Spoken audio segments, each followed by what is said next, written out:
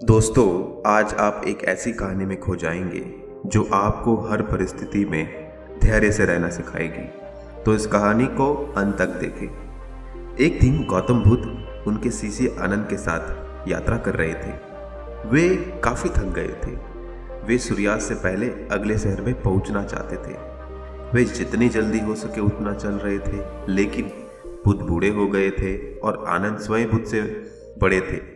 आनंद को इस बात की चिंता सता रही थी कि शायद रात को जंगल में ही रुकना पड़ेगा, पास के गांव तक भी नहीं पहुंच पाएंगे। तभी चलते चलते एक खेत में एक बूढ़ा व्यक्ति काम करता हुआ दिखता है उन्हें, और उनसे बुद्ध पूछते हैं, नगर कितनी दूर है? बूढ़ा व्यक्ति कहता है, बहुत दूर नहीं, चिंता मत करो, ज्यादा से ज्यादा 2 मील ही तो है, तुम पहुंच जाओगे। बुद्ध मुस्कुराते हैं, बूढ़ा भी मुस्कुराता है। आनंद समझ नहीं पाता कि इन दोनों के बीच क्या हुआ। 2 मील बीत चुके हैं और शहर या गांव दूर दूर तक कुछ दिखाई नहीं दे रहा है।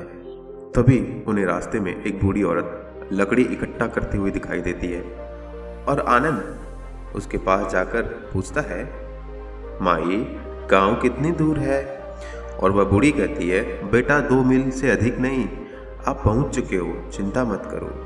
बुद्ध हंसते हैं, बूढ़ी भी हंस पड़ी और आनंद दोनों को देखकर सोचता है कि यह कैसी हंसी है। 2 मील के बाद भी कोई शहर नहीं आया। अब भी वह सुनसान सड़कें और दूर दूर तक कुछ नहीं। वे किसी तीसरे व्यक्ति से पूछते हैं और फिर वही प्रश्न और वही स्थिति और वही उत्तर। अब आनंद अपना धैर्य खो चुका है। आनंद अपना थैला गिरा के बुद्ध से कहता है, मैं अब और आगे यहाँ से हिलने वाला नहीं हूँ, मैं बहुत थक गया हूँ और ऐसा लग रहा है कि हम इन 2 मीलों को कभी भी पार नहीं कर पाएंगे। हमने 3 बार विश्वास कर 2 मील दूर है, 2 मील दूर है, यह सुन सुनकर 6 मील चल दिए, फिर भी दूर दूर तक ना कोई गांव दिखता है, ना कोई शहर।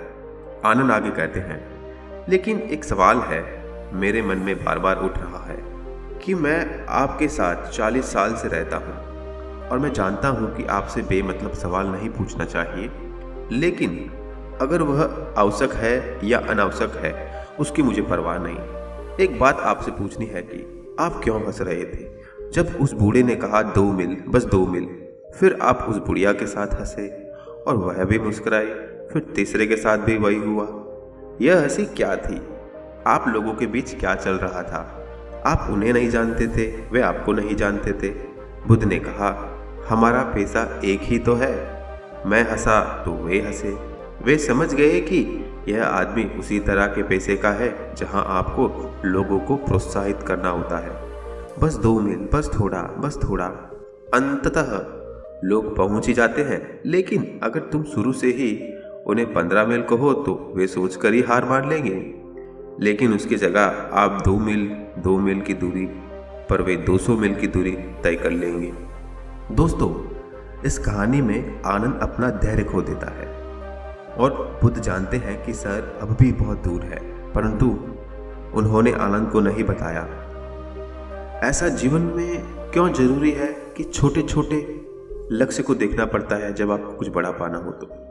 उसका कारण है मन हमारा चंचल है और ये चंचल मन अपने आप को कोई कष्ट नहीं देना चाहता, क्योंकि उसे आराम और मज़ा चाहिए। हमारे शरीर में बहुत शक्ति होती है, फिर भी हम उसका उपयोग नहीं कर पाते। उसका बस एक कारण है, हमारा मन। इस मन को हर चीज तुरंत चुटकियों में करनी है, वह काम नहीं करना चाहता। जब किसी चीज को काम करने में समय लगता है तो मन दुखी होता है और उसे लगता है कि मेहनत करनी पड़ रही है, तो वो आपसे कहेगा कि छोड़ दे, नहीं हो पाएगा, दर्द हो रहा है, और आप अपना धैर्य खो देते हैं। जीवन के उस मकसद या और उस सपने को भूल जाते हैं। आपका धैर्य वापस कैसे आएगा?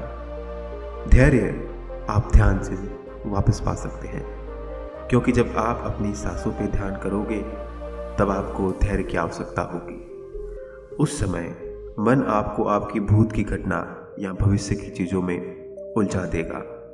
कुछ देर बाद जब आपको होश आएगा कि अरे, मैं तो सांस पे ध्यान दे रहा था और मैं कहाँ से कहाँ पहुँच गया, उस समय आपका धैर्य डगमगाएगा आपको दुख और बोरियत लगेगा कि मुझसे ध्यान नहीं हो रहा है। बस उस समय उस चिंतन को छोड़ फिर से ध्यान में लग जाओ। फिर आपका मन भटकेगा और फिर आपके अंदर दुख और चिड़चिड़ाहट पैदा होगी कि नहीं हो रहा। अपने आप को फिर माफ करो और फिर सांस पे ध्यान दो। ऐसा करते करते आपका मन धीरे धीरे शांत होने लगेगा और ये धैर्य ध्यान से आपकी जीवन की आदत बन जाएगा और ये धैर्य आपके साथ हमेशा बना रहेगा। फिर चाहे कोई भी परिस्थिति हो, आप शांत और धैर्य से रहेंगे और अपने जीवन में बड़ा से बड़ा रास्ता पार कर लेंगे। धन्यवाद।